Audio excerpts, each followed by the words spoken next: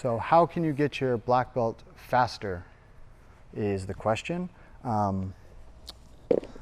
It's an interesting question in the sense that, or to distinguish it from the question, how do I get my blue belt faster? If someone is asking, how do I get my black belt? I'm currently a brown belt.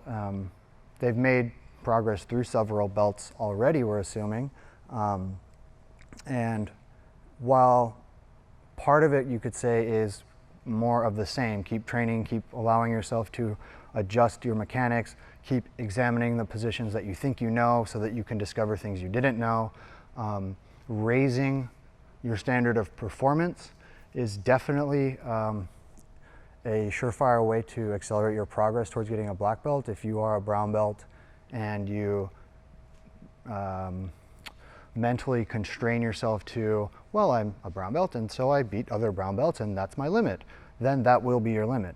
But if you say, well, I'm a brown belt and with the proper skill, I should be able to beat anybody, and making that your standard, you will then go into each round of sparring or each tournament or whatever it is, and you will look at the results of those with the same analysis as you would sparring with another brown belt, which is to say, if you spar with a black belt and they crush you, there's a solution to preventing that and then overcoming that and then crushing them. The solution is not obvious to you at the moment, which is why they're crushing you. But if you just dismiss the entire thought process as, well, the cloth that they wear around their waist is black and the cloth I wear is brown, therefore they should smash me, you're not gonna get better.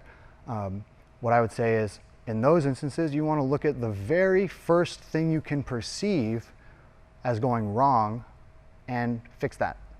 So just like the advice I would give to white belts, blue belts, whatever, the question really isn't how do I escape from the armbar, the mounted armbar. It's how do I not get mounted? How do I not get my guard passed? How do I more effectively retain an attack from guard, et cetera, et cetera, et cetera. So assessing what the problem is as early as possible and then correcting that and then stepping forward. The other thing is there can be some complications with getting a black belt due to what people call politics and things like that. I don't have any interest at all with like you're on this team and so you're that, and that's all just nonsense to me. But it does affect how and when people are promoted. Sometimes people fight MMA and they become famous and they're promoted to black belt because the person who promoted them wants to be known as the person who promoted that fighter to black belt.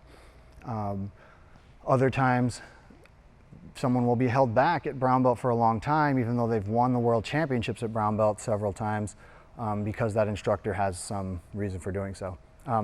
So that aside, if someone was wanting to get their black belt from me, the standard that I have is if I promote someone to black belt, what that means is if I disappeared and they no longer had access to me for questions or whatever, that I would be confident they could continue to make forward progress using the tool set that I've helped them learn. And to me, that is what a black belt should be, because if it is the last belt, then it is essentially the belt at which the student turns around and faces their other students and becomes kind of like a point of convergence for information, that they should be able to answer questions from brown belts and purple belts and blue belts that are tall, that are short, that are new to the school, that have been training with them for a while. Everybody's questions should be able to be fielded by a black belt that I promote. It doesn't mean that those answers won't continue to get better. Of course they will, but I like to think of the process of going from white to black as getting a problem-solving tool set that applies to jiu-jitsu. And so once you get your black belt, it's that if somebody asks you about leg locks or somebody asks you about escapes or whatever it is, you know how to break down the question into the actual biomechanics of what's happening. If someone's asking how to escape from side control, they're not asking you to say bridge and hip escape. They need to know how to create a fault in the spine by lifting the jaw. They need to know how to create slack underneath their pelvis by bridging, and that's the purpose of bridging. and that a hip escape is really a rotation of the eyes and the pelvis in order to capitalize on that slack that's behind you. So that's kind of getting into the weeds of it a little bit, but the point is, for me to promote someone to black belt may be a bit different than other instructors, and I can't speak on their behalf. My standard is you have a tool set that allows you to solve the problems of jiu-jitsu and move forward from there, both in your own training and those of the students that may come to you with questions. If you want more videos, please click below to subscribe. If you want to dive in deeper, you can click here to get a free video seminar I did of one of my favorite sequences from standing to submission. And if you have any questions or anything you want to see, please leave it in the comments below.